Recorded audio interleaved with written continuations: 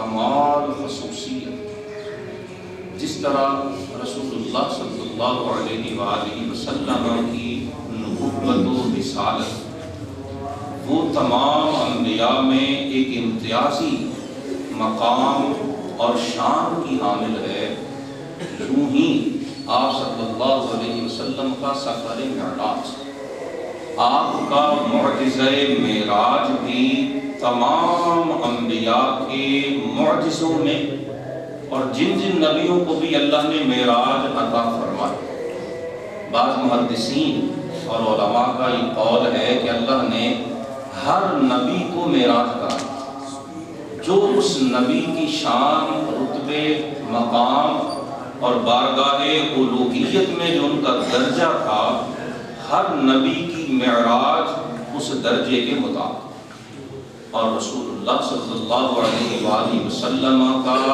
مقام نبوت چونکہ سب سے اعلیٰ، حضور کا مقام رسالت سب سے اعلیٰ، حضور رسول اللہ صلی اللہ علیہ وآلہ وسلم اللہ پاک کے خلیل ہیں، آپ مقام خلت پہ فائز ہیں، تو حضور کی معراج بھی سب سے اعلیٰ۔ اور دوسرا یہ ذہن میں رکھیں، اس پہ تو شاید ہمارے ہاں آراء مختلف ہے، اگرچہ اللہ خیر کرے آہستہ آہستہ سب قائل ہوتے جا رہے ہیں، اور انشاءاللہ ہوں گے کہ کیا معراج شب 27ویں رجب کی 27ویں کو ہوئی ہے یا اس سے پہلے یا بعد، اس میں تو کوئی دو رائے ہو سکتی۔ اسی طرح سے کہ کیا 27ویں کی شب کو مل بیٹھ کے اللہ کے گھروں میں بیٹھ کر رسول اللہ کے اس عظیم معجزے کا ذکر کرنا، کیا یہ درست ہے یا نہیں ہے، اس پہ تو شاید آراء ایک سے زائد ہوں، لیکن اس پہ کوئی دوسری رائے نہیں ہے کہ رسول اللہ کا یہ معجزہ یہ بے مثل و بے مثال ہو، اور اس معجزے کے وقوع میں، اس کے واقع ہونے میں، رسول اللہ کے عطا کیے جانے میں آج تک کسی مسلمان کا کوئی اختلاف نہیں، اور ممکن بھی نہیں ہے۔ کیوں؟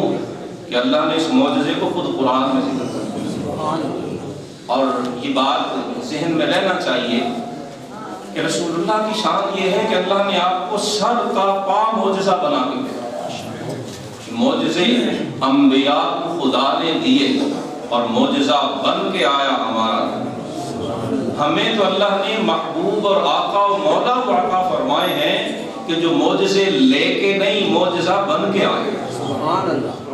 اگر ہم قرآن حکیم پڑھیں تو قرآن رسول اللہ کے سارے معجزوں کا ذکر نہیں کرتا، آپ کے بے شمار معجزات جن کا تذکرہ احادیث میں ہے، سیرت کی کتابوں میں ہے، تفاسیر میں ملتا ہے۔ قرآن کی نص کے اندر، ٹیکسٹ جو قرآن کا ہے، جو قرآن کے الفاظ اور کلمات ہیں، ان میں رسول اللہ کے سارے معجزات کا ذکر نہیں۔ اور میں نے بارہا توجہ دلائی دروس قرآن میں بھی، اور یہ بات عرض کی کہ قرآن کے طالب علم کو اس پہ ضرور غور کرنا چاہیے کہ جو بات قرآن اپنی آیات میں ذکر کرتا، جسے اللہ رب العالمین نص قرآنی کا حصہ بنا دیتا ہے، وہ چیز بڑی اہم ہوا۔ اور معجزہ معراج وہ ہے جسے قرآن مجید نے سورہ بنی اسرائیل میں بھی ذکر کیا اور سورہ نجم میں بھی ذکر کیا۔ دو مقامات پہ اللہ نے قرآن میں معجزہ معراج کا ذکر کیا، اور یہ ذکر کرنا بتاتا ہے کہ مرضی الہی یہ ہے، تقدیر ربانی یہ ہے، منشأ رب کائنات یہ ہے کہ جب تک قرآن پڑھا جاتا رہے رسول اللہ کی معراج کا تذکرہ ہوتا ہے۔ جب اللہ کی منشا اور مراد یہ ہے کہ جب تک تلاوت قرآن ہے تب تک معجزہ معراج کا ذکر باقی رہے گا، تو پھر کوئی شب 27ویں کو کرے یا 28ویں کو کرے یا جب بھی کرے، یہ طے ہے کہ معراج کا ذکر کائنات میں باقی رہنا۔ اور اللہ کا شکر ہے الحمدللہ، ہمیں اس پہ فخر ہونا چاہیے کہ ہم رسول اللہ کی معراج کا تذکرہ زور و شور، محبت و پیار، عقیدت و الفت، چاہت کے ساتھ کرنے والوں میں اللہ نے ہمیں شامل کیا۔ معراج صرف ایک سفر نہیں ہے۔ ہم مسجد حرام سے مسجد اقصیٰ تک رسول اللہ کے جانے کو دیکھتے ہیں، ہم مسجد اقصیٰ سے سدرۃ المنتہا تک اور وہاں سے لامکان تک جہاں تک اللہ کو منظور ہے ہم صرف یہ پڑھتے سنتے ہیں۔ لیکن یاد رکھیے معراج رسول اللہ کی زندگی میں بھی اور اس کائنات کی تاریخ میں اور تاریخ انبیاء کے اندر، تاریخ ادیان کے اندر معراج ایک ٹرننگ پوائنٹ ہے، ایک نقطہ انقلاب کا آغاز ہے۔ اور نقطہ انقلاب کیا؟ حضرت ابراہیم خلیل اللہ علیہ السلام کو ابو الانبیاء کہا جاتا ہے۔ آپ کے بعد اللہ نے جتنے نبی بھیجے ہیں وہ سارے کے سارے جناب ابراہیم کی اولاد۔ جناب ابراہیم کے دو صاحبزادے جن کا تذکرہ قرآن نے بھی کیا، بائبل میں جناب ابراہیم کے دیگر صاحبزادوں کا بھی ذکر ملتا ہے، لیکن بائبل کے بارے میں بارہا عرض کی کہ خود بائبل کے ماننے والے یہ بات تسلیم کرتے ہیں کہ بائبل محفوظ شدہ حالت میں موجود نہیں، سو ہم اس پر ٹوٹلی جو رلائے ہے یا اعتماد ہے وہ نہیں کر سکتے۔ دو حضرت ابراہیم کے معروف صاحبزادے ہیں جناب اسحاق اور جناب اسماعیل۔ جناب اسحاق کے صاحبزادے جناب یعقوب علیہ السلام، آپ کا لقب اسرائیل، آپ کی اولاد بنی اسرائیل کہلاتی۔ جتنے بھی انبیاء آئے ہیں حضرت ابراہیم اور حضرت اسماعیل اور اسحاق کے بعد وہ سارے کے سارے حضرت اسحاق علیہ السلام کے اولاد۔ بنی اسرائیل جناب موسیٰ علیہ السلام بھی، جناب عیسیٰ علیہ السلام، جناب سلیمان، جناب داؤد، عیسیٰ اور بنی اسرائیل کا جو مرکز تھا وہ بیت المقدس تھا۔ آج بڑا دل دکھی ہے رسول اللہ کے معراج کا ذکر کرنا اور اس میں خوشی، فرحت، عقیدت محسوس ہونا وہ ایک الگ پہلو ہے، لیکن جو حضور کے مرحلہ معراج کا ایک اہم حصہ مسجد اقصیٰ، بیت المقدس، وہاں پہ رہنے والے مسلمانوں پہ ظلم و ستم کے جو پہاڑ آج ٹوٹ رہے، اور سچی بات تو یہ ہے کہ ظلم و ستم کا لفظ بڑا چھوٹا ہے، شاید قیامت کا لفظ بھی ان مظالم کو صحیح بیان نہ کر سکتا ہو جو آج فلسطین کی مائیں، بہنیں، بیٹیاں، خصوصاً بچے اور وہاں کے رہنے والے بھگت رہے ہیں اور جس کا وہ سامنا کرتے ہیں۔ اللہ پاک حضور کی معراج کا صدقہ ان کی مشکلات آسان، لیکن سمجھیں آج بھی یہودی اور عیسائی جس آخری حد پہ چلے گئے، انسانیت کے مقام سے گر چکے ہیں، پوری دنیا کے جو حکمران ہیں، عام لوگوں کی بات نہیں کر رہا، عوام عیسائیوں میں سے بھی، عوام یہودیوں میں سے بھی کچھ لوگ عام لوگوں میں سے ایسے ہیں جن کے دل میں درد دل ہے، جن کے دل میں انسانیت کا دکھ ہے، جو آج بھی فلسطین اور وہاں کے بچوں اور ماؤں بہنوں کے لیے آواز بلند کر رہے ہیں، لیکن جو ظالم حکمران ہیں یہودیوں کے، جو عیسائیوں کے ظالم حکمران ہیں، وہ ایک صف میں کھڑے ہیں، کہ وہ بیت المقدس کی اہمیت کو سمجھیں۔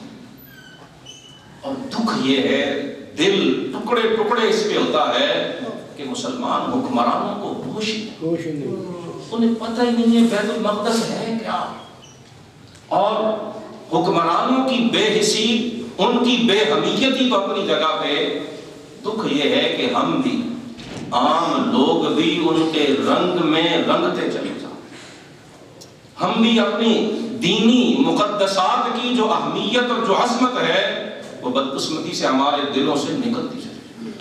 جو رسول اللہ کے معجزہ معراج کا ذکر کرنا چاہتا ہے، سننا چاہتا ہے، پڑھنا چاہتا ہے، وہ بیت المقدس کی عظمت اور اہمیت سے کبھی بھی ناواقف نہیں رہ سکتا۔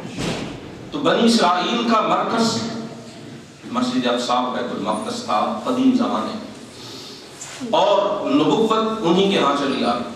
رسول اللہ صلی اللہ علیہ وسلم بنی اسماعیل میں تشریف لائے، جناب اسماعیل کی اولاد میں سیدنا محمد الرسول اللہ کے علاوہ کوئی نبی نہیں ہوا۔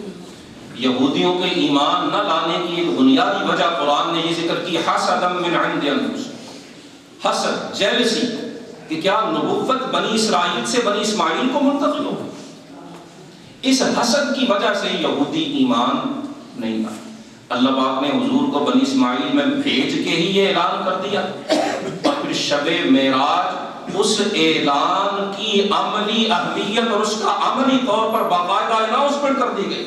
رسول اللہ کو مسجد حرام سے مسجد اقصیٰ تک لے جایا گیا، اور قرآن پڑھیے، قرآن میں وضاحت کے ساتھ دو ٹوک انداز میں کلیئرلی حضور کے اسی مرحلے کا ذکر ہے، سبحان الذی اسری بعبدہ لیلا من المسجد الحرام الی المسجد الاقصی۔ یہ اعلان ہے کہ دنیا والوں سن لو، آج سے پہلے نبوت وہ جناب ابراہیم کی اولاد میں بنی اسرائیل میں تھی. آج اللہ کی حکمت اس سے پہلے واقعہ معراج حضور کے اعلان نبوت کے بعض نے 7ویں برس لکھا، بعض نے 9ویں برس لکھا، بعض نے 10ویں برس لکھا. مختلف روایات. حضور کے اعلان نبوت کے کم و بیش 7 سے 10 برس کے بعد اللہ نے رات کے مختصر وقت میں بڑے معجزانہ طریقے سے اپنے محبوب کو مسجد حرام سے مسجد اقصیٰ بلوایا. اور صرف بلوایا نہیں، 1,34,000 انبیاء کو پیچھے مقتدیوں کی صف میں کھڑا، اور کھڑا کرنے کے بعد پھر جناب جبریل حضور کا دست کریم پکڑ کے مصلی پہ کھڑا کرتے ہیں. اور اللہ قرآن کا حصہ بنا رہا ہے سبحان الذی اسریٰ بعبدہ لیلا من المسجد الحرام الی المسجد الاقصیٰ. یہ اصل میں اعلان تھا کہ اللہ نے جو ذریت ابراہیم کے اندر پہلے بیت المقدس اور بیت اللہ یہ 2 علیحدہ علیحدہ مراکز رہے. جناب اسماعیل بیت اللہ میں تھے، آپ کی اولاد وہاں تھی مسجد حرام میں مکہ مکرمہ. جناب اسحاق اور جناب یعقوب کی اولاد مسجد اقصیٰ بیت المقدس فلسطین یروشلم میں تھی. اللہ نے اپنے محبوب کو مسجد حرام سے مسجد اقصیٰ میں لے جا کے مصلی امامت پہ کھڑا کرا کے دنیا والوں کو بتا دیا کہ دنیا والوں سن لو، اولاد ابراہیم میں جو عزتیں، اولاد ابراہیم میں جو شرافتیں، اولاد ابراہیم میں جو فضیلتیں، اولاد ابراہیم میں جو رفعتیں تقسیم تھیں، اللہ نے وجود محمدی میں ان کو اکٹھا کر دیا. جناب ابراہیم کی اولاد کی تمام روحانی، تمام علمی، تمام باطنی، تمام جسمانی اور تمام ظاہری فضیلتیں اللہ نے اکٹھی کر کے محمد رسول اللہ کے وجود میں سمو دی. شب معراج رسول اللہ کے نبی القبلتین جناب موسیٰ علیہ السلام، ان کے قدموں کی خاک ہماری آنکھوں کا سرما. جناب موسیٰ علیہ السلام مسجد اقصیٰ مرکز ہے. جناب عیسیٰ علیہ السلام ہمارے سروں کے تاج مسجد اقصیٰ مرکز ہے. نبی القبلہ، نبی ان کا قبلہ مسجد اقصیٰ رہی ہے. اور محمد الرسول اللہ کا اعجاز ہے وہ نبی القبلتین ہے، وہ امام القبلتین ہے، وہ مسجد حرام، وہ بیت اللہ کے بھی امام ہے، وہ مسجد اقصیٰ اور وہ مسجد اقصیٰ کے بھی اور بیت المقدس کے بھی امام. اس عظیم شان کا ظہور اللہ پاک کی طرف سے شب معراج کو کرنا ہے. مشرکوں نے بھی انکار کیا، یہودیوں نے بھی انکار کیا، منافقین نے بھی انکار کیا، اور جنہیں اللہ نے جن کے دلوں کو صاف کیا تھا انہوں نے رسول اللہ سے سنے بغیر قبول کر. ہمارے نے لکھا ہے کہ اگر مقام صدیقیت سمجھنا چاہتے ہیں، اگر یہ بات ہم سمجھنا چاہتے ہیں کہ ایمان ہوتا کیا، آج ہماری حالت تو یہ ہے نا کہ قرآن میں ایک چیز ذکر کی گئی ہے، اب تو ہم پڑھتے نہیں. اگر کوئی پڑھ کر سنائے تو بدقسمتی سے ہم سننے پہ آمادہ. درس قرآن ہو، درس حدیث ہو، مسجد میں آتے ہیں ہم نماز پڑھ کے یوں بھاگتے ہیں کہ جیسے پتہ نہیں پیچھے کیا ہو. اور یہی وجہ ہے کہ ایک حقیقت، ایک تعلیم، ایک بات، ایک حکم قرآن میں ذکر ہے، ہمیں یا پتہ نہیں یا پتہ بھی ہے، اس کے اپوزٹ کوئی ایک انتہائی ناقص اور ناکارہ ٹی وی چینل کو خبر دے دے، ہمارا ایمان ڈھل مل ہو جاتا ہے. کسی اخبار میں کوئی خبر چھپ جائے، ہمارا ایمان ڈھل مل ہو جاتا ہے. اور یورپ اور امریکہ سے آ کے کوئی کچھ کہہ دے تو پھر تو مسلمان کا ایمان اللہ معاف کرنا ویسے ہی ویزا لگوا کے نکل جاتا. سنیے ایمان کہتے کسے ہیں؟ رسول اللہ معجزہ معراج سے آئے، بخاری کی حدیث ہے، حضور صلی اللہ علیہ وسلم مسجد حرام میں تشریف لے گئے. یہ ہجرت سے پہلے کی بات ہے. مسجد حرام میں قبضہ، کنٹرول مکہ میں سارا مشرکین کا ہے، کفار کا ہے. وہ بیٹھے ہوئے گپے مار میں اپنی ٹولیاں بنائی ہوئی ہیں. رسول اللہ جاتے ہیں اور جا کے فرماتے ہیں لوگوں سنو، میں رات یہاں سے گیا ہوں مسجد اقصیٰ اور میں راتوں رات واپس لے آیا. مشرکین کا یہ عام، ان کا کامن ٹریڈیشنل ٹریڈنگ روٹ تھا. وہ سال میں 2-3 دفعہ تجارتی قافلے لے کے مسجد حرام سے مسجد اقصیٰ، مکہ سے فلسطین جایا کرتے. اس زمانے میں وہ شام کہنا، وہ اس کے چپے چپے سے واقف. جیسے کوئی فیصل آباد سے لاہور جانے والا بندہ جو اپنی بزنس روٹ پہ ہفتے میں 2 بار، مہینے میں 2 بار جاتا ہے، اس کو رستے کے ایک ایک سپیڈ بریکر کا بھی پتا ہوتا. مشرکین مکہ وہ مسجد اقصیٰ مکہ سے فلسطین تک کے راستے کے چپے چپے سے واقف. ان کو پتا تھا کتنا وقت لگتا. آج اگر آپ سے کوئی کہے ہم سمجھنے کے لیے کہ معراج کی اہمیت کیا، ہمیں کوئی کہے کہ میں اپنی گاڑی پہ گیا ہوں 10 منٹ میں لاہور سے ہو کے آ گیا، آپ مان لیں آپ کے چہرے پہ سوائے طنز یا مسکراہٹ کے اور کچھ نہیں کہ گپ مار. جس طرح ہم آج بھی اگر کوئی کہے کہ میں گاڑی پہ 10 منٹ میں لاہور سے ہو آیا ہوں ہم مانیں گے. اور رسول اللہ نے جو یہ فرمایا کہ میں رات کے تھوڑے سے حصے میں فلسطین شام گیا بھی ہوں واپس بھی آیا ہوں, مشرکین کے لیے یہ سوائے ایک ناقابل یقین بات کے اور کچھ بھی نہیں. اور بخاری کی روایت ہے انہوں نے پہلے تو تالیاں بجائی, سیٹیاں ماری, ہنسے, تہتے لگائے, دیکھو کیسی بات ہے, نعوذ باللہ ثم نعوذ باللہ. جو اس طرح کے ماحول میں آپ کے بارے میں کہا جا سکتا تھا وہ کہہ دیا حضور اکیلے. اور پھر آپ کے گرد انہوں نے گھیرا ڈالا اور گھیرا ڈال کے کہنے لگے محمد صلی اللہ علیہ وسلم. اچھا اگر آپ کہتے ہیں آپ گئے ہیں تو ہمیں بتائیں مسجد اقصیٰ کے دروازے کتنے. اب یہاں یہ بھی سمجھ لیں کہ مشرکین جاتے آتے تھے اور رسول اللہ کی زندگی کا ایک ایک پل ان کے سامنے تھا. ان کو پتا تھا کہ محمد صلی اللہ علیہ وسلم ایک بار بھی ان کے سامنے مسجد اقصیٰ نہیں گئے, ان کو کلیئر کٹ پتا.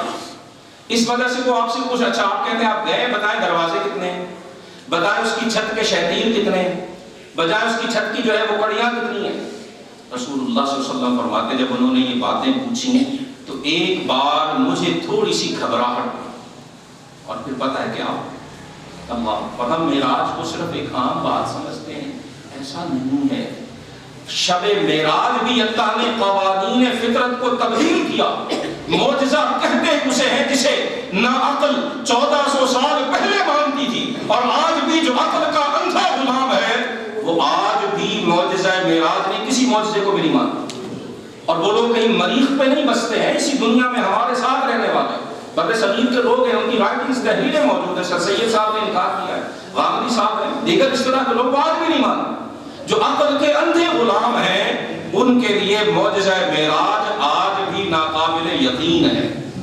وہ 1400 سال پہلے بھی وہیں کھڑے تھے, آج بھی وہیں کھڑے. نام بدلے ہیں, قبیلے بدلے ہیں, انڈیویجولز بدلے ہیں, شکلیں بدلی ہیں, وجود بدلے ہیں, سوچ نہیں بدلے. مشرکین سوال کرنے لگ گئے کہ دروازے کتنے ہیں, کھڑکیاں کتنی ہیں, کڑیاں کتنی ہیں, شہتیر کتنے ہیں, بالے کتنے ہیں. رسول اللہ فرماتے ہیں مجھ پہ تھوڑی سی گھبراہٹ طاری ہوئی, اللہ پاک نے مسجد اقصیٰ کو اٹھا کے میری نگاہوں کے سامنے. یہ صحیح بخاری کی حدیث. حضور فرماتے ہیں مشرکین پوچھتے کہ بتائیے محمد صلی اللہ علیہ وسلم مسجد اقصیٰ کے دروازے کتنے ہیں. فرماتے میں گن گن کے بتا دیتا اتنے دروازے. وہ شہتیر پوچھتے میں گن گن کے بتا. اس کے باوجود وہ مانے نہیں اور طرح طرح سے الٹے سیدھے سوالات. اور پھر ایمان عرض کرنے لگا تھا کس چیز کا نام ہے. ابو جہل دوڑا دوڑا سیدنا ابو بکر صدیق کے پاس. حضور معراج سے آ کے مسجد حرام میں گھر میں حضرت ابو بکر سے ملاقات بھی نہیں ہوئی. آپ اپنے گھر میں ابو جہل آ کے دروازہ کھٹکھٹاتا, حضرت ابو بکر تشریف لے جاتے ہیں. ابو جہل کہتا ہے ابو بکر پتہ ہے تمہارا صاحب کیا کہتا ہے. آپ نے فرمایا کیا کہا. ابو جہل کہنے لگا وہ کہتے ہیں کہ میں رات کے تھوڑے سے حصے میں مسجد اقصیٰ سے یا مکہ سے گیا ہوں ملک شام میں مسجد اقصیٰ, پھر واپس بھی آ گیا. کیا آپ اس کی تصدیق کریں. کون بتا رہا ہے. ابو جہل. کس کو بتا رہا ہے. سیدنا ابو بکر. کس کو. رسول اللہ سے حضرت ابو بکر کی ملاقات. خدا کے بندو تھوڑا سا سوچیں, یہاں حالت ہے صحیح بخاری کی حدیث کسی کے سامنے رکھتے ہیں, نوجوان کے سامنے, رسول اللہ سے سند کے ساتھ ثابت ہے. نہیں جی غامدی صاحب نہیں مانتے تو میں کیسے مانوں. فلاں انجینئر صاحب کہتے نہیں تو پھر میں کیسے مانوں. فلاں ڈاکٹر صاحب کہتے نہیں تو پھر میں کیسے مانوں. فلاں صاحب. اور اب بدقسمتی اور دکھ یہ ہے کہ فلاں پیر صاحب چونکہ کہہ رہے نہیں تو پھر میں کیسے.